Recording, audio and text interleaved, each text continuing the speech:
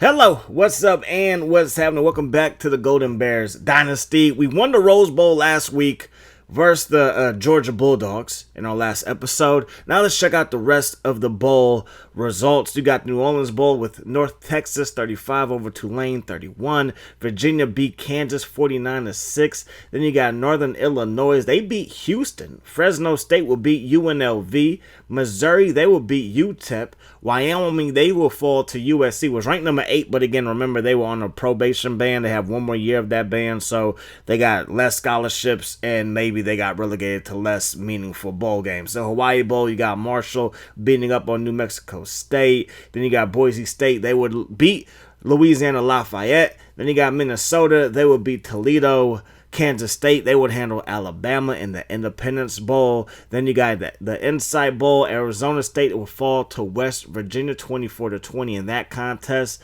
Then you got the MasterCard Alamo Bowl with the Wisconsin Badgers getting beat down by the Oklahoma Sooners. One of the best running backs in the nation, Adrian Peterson. He will be in the draft class that we will post later today, so be on the lookout for that. And then you got Nevada. They would lose to Connecticut. Nebraska, they would beat down USF. Ohio State would beat up on BYU in the Emerald Bowl in San Francisco Bay Area. My home area. Can't say the Bay Area is a hometown because it's not a town, right? Anyways, Texas A&M 38-20 over Washington. So the Pac-10 loses there. Michigan State, they would beat FIU just by one of the better bowl games, the Music City Bowl, and Michigan State survives. Penn State, they would beat Oregon State in the Sun Bowl, and then you got the Liberty Bowl with Utah beating Tulsa. Ole Miss, they would fall to NC State in the Chick-fil-A Bowl. The Outback Bowl had Florida and Iowa. Florida getting the win there. They would finish number 11 in the nation. And then Texas versus Tennessee, the Battle of the Orange in Texas. That burnt orange comes through 23-17. Convicts and Catholics Part 2. You got Miami beating Notre Dame 38-31. South Carolina will beat Illinois in the Capital One Bowl. South Carolina was still finished, though, behind those Fighting Illini. And then, of course, you got the Cal Golden Bears beating up on Georgia. Louisville, they would beat Iowa State by 3 in the Sugar Bowl. Orange Bowl, an ACC Orange Bowl with Georgia Tech beating Florida State just like they did in the ACC Championship game. This time the score is 38-20. And then in the National Championship game, Michigan would get the job done versus LSU. Chad Henne will also be in this draft class, so be on the lookout again for that. Kevin Fisher, he is a solid quarterback for us going into his senior season. Finished with 3,000 yards passing his junior year. Marshawn should be going pro. I expect him to be one of the top picks in the whole draft, regardless of position. He rushed for over 2,000 yards in back-to-back seasons. Phenomenal. Back-to-back Heismans. I mean, what more do you want? It's going to be interesting to see, though, because obviously in this draft class, you're going to have Reggie Bush, you're going to have Adrian Peterson, you're going to have Marshawn Lynch. You're also going to have some other running backs like Maurice Jones-Drew. He's going to come out in this year's draft class. And then Chad Henne, Chris Leak, as far as quarterbacks are concerned. Marcus Peters, he's a senior, so he might get drafted. And he's actually a high overall, first-team All-American. So it's going to be interesting to see where he goes. Is he going to be a first-round pick? Then Tyrone Dempsey led the team in interception with 5. Evans, our freshman, with 3. Carter with 3 as well. Then you got Peters and Ramirez finishing with 2. Hayes with 2. I mean, our secondary was absolutely balling. Obviously, Marshawn's a first-team All-American. No surprise there. So is Adrian Peterson. Then you got Sullivan at tackle. He's first-team All-American. Marcus Peters, who I already mentioned, first-team All-American there as well. Kevin Hayes is on the freshman All-American team. First-team Pac-10 goes to Deshaun Jackson. He gets some love. Scott Dowse led the Pac-10 in sacks with 9 of them things. He is first team All Pac-10 as well. Then you got Daniels, who was a man amongst boys with 14 TFLs, 6 sacks, and a forced fumble. Chris Jones, also first team Pac-10. Peters, Carter was our third cornerback, but he's second team Pac-10. Ramirez, I believe, might be second team Pac-10. Yeah, there he goes right there, Buck Ramirez. And then we get some freshmen on the second team Pac-10 honors with Evans, Heron, and Daniels. All those guys are freshmen. So we have a very young team, but expectations are high. And we finished number 2 in the nation. Our quarterback is coming back. We are going to be missing out on Kevin Hall. He was on the original roster. We did not recruit him. He's going to decide to go to Hawaii. We got running backs on the roster who I want to use. We are kind of thin at running back, so I could try to bring him back. Definitely not going to try to convince Marshawn to come back. 99 overall, 2 Heismans, got us to the Rose Bowl. There's nothing more that he really needs to do.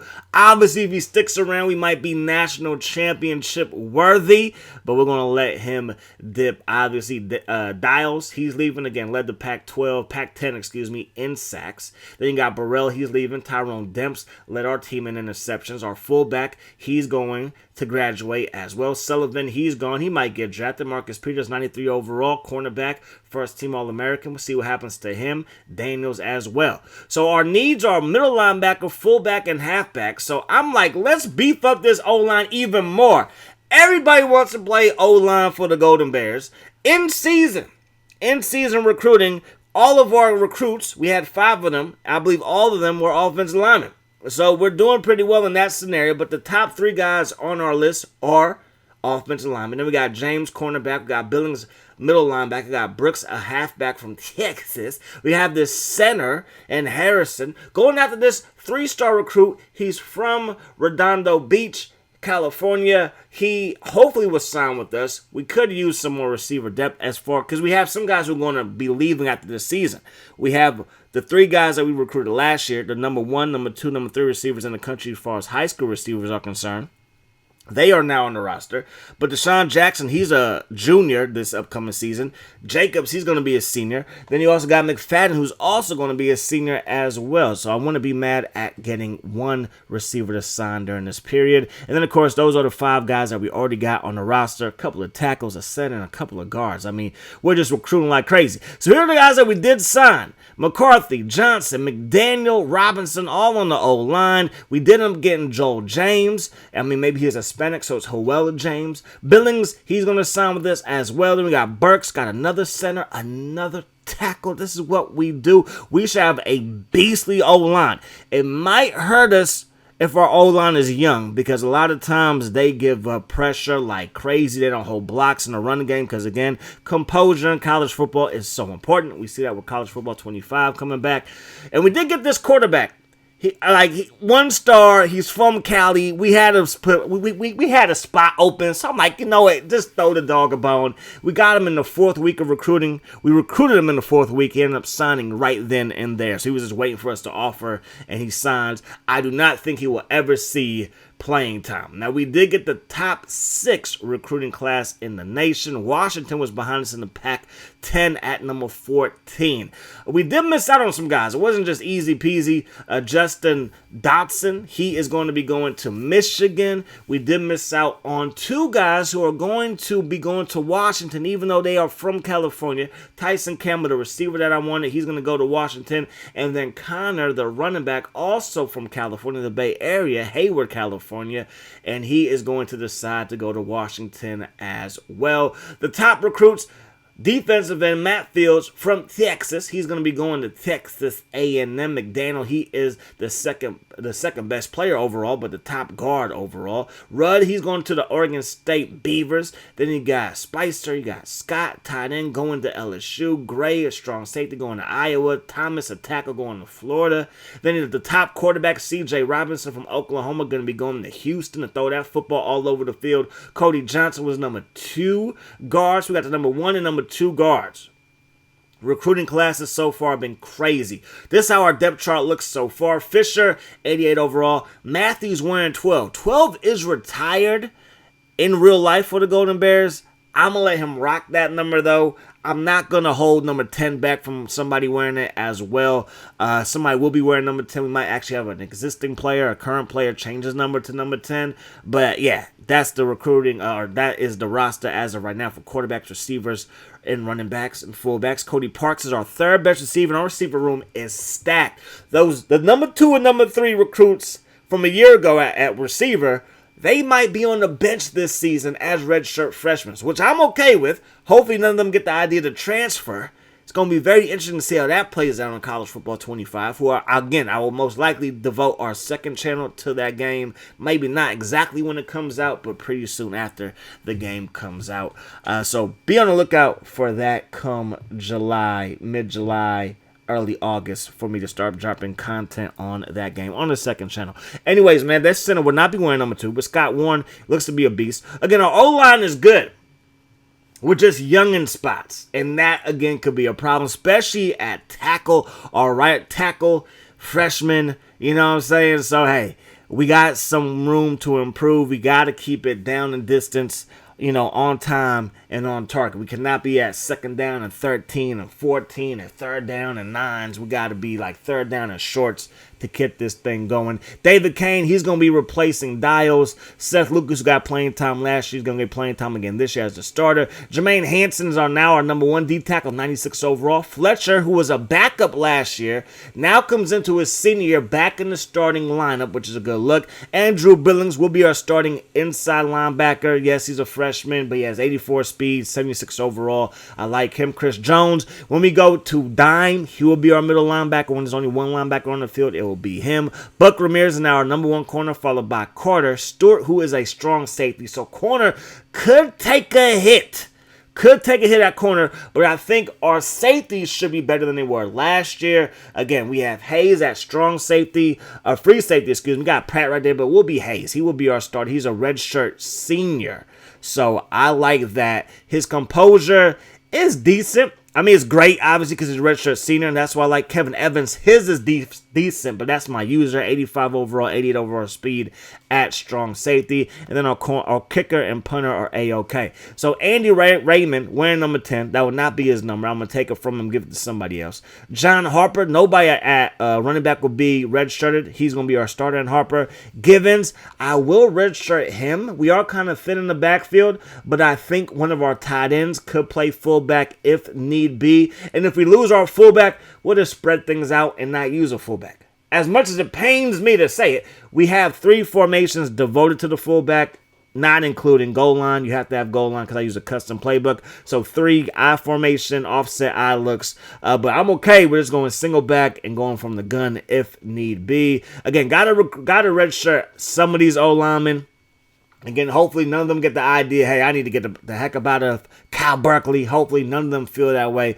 Hopefully they all see the future, see the plan, and are ready to commit to the process. We will be redshirting Porter and Harrison, 76 overall. Parker was already redshirted, so I'm like, you know what, let's let Harrison develop for an extra season. Why not? Warren, who's also a freshman, let's let these guys have a little bit of breathing room in between each other. And again, if any of these guys want to transfer, depending on the situation, I would most likely let them walk.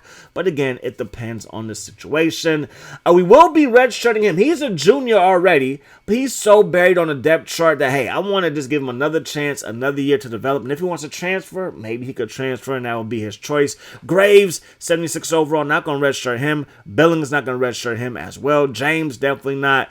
Pratt and Frank, not going to redshirt Pratt, but will redshirt Frank. And then at strong safety, not going to redshirt any of these guys. Just not going to happen. Our schedule. A+ strength of schedule. 22 Penn State coming to Berkeley. Tennessee also coming to Berkeley. Colorado State coming to Berkeley. Then we're on the road at Louisville, who is ranked number 23 in the nation. Then we have our bye week, and then we got Pac-10 play, kicking things off at UCLA. Then we got Oregon and Washington at home. And then we're on the road again to take on Arizona. And then after Arizona, we got number 5 USC, who has 1 more year of probation. Then we're on the road at Oregon State, which is not going to be easy. Arizona State is at home, and then Stanford at the Farm. So we got to go on the road to end the season. So it should be a fantastic year. These are the guys that we're going to go recruiting after. D-line is a need. Quarterback, you could never have enough quarterbacks in college football, especially if you like to run these guys. Fisher is not the running type of quarterback, but the quarterbacks on the roster after him, like Valentine, he is somewhat of a scrambler. 72 overall speed. So, again, in college, you can never have enough quarterbacks in your roster, or on your roster, I should say. Then we're going after a tight end, because tight end is kind of weak, and I do not expect to be able to recruit tight ends during the offseason, because some guys are just not going to be interested. In season, you kind of pick and choose who you want to go after and see what happens.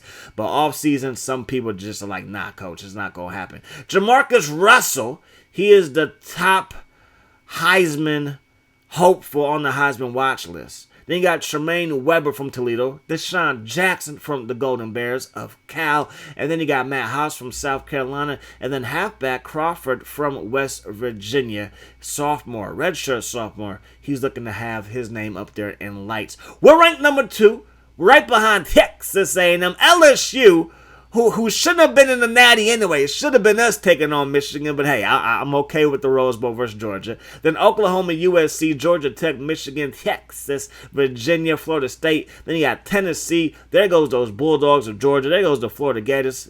SEC country is all up in the top 15. Nebraska at number 15, followed by Miami, Oregon State, Washington. There goes my Pac-10 fellas. There goes Illinois. There goes Wisconsin, NC State, Penn State. And then you got Louisville. And then you got West Virginia, and then Iowa to wrap up the top 25. Now, our big games out of conference are pretty even. All the teams are B+ overall, and we are B+ overall. So I'm not too afraid to take on Penn State or Tennessee, and both of those games are going to be at Berkeley. So we should win. Anyways, that's going to do it. Hope you guys enjoyed the video. I do hope that the rest of the day is the best of your day. Peace, love. High sauce.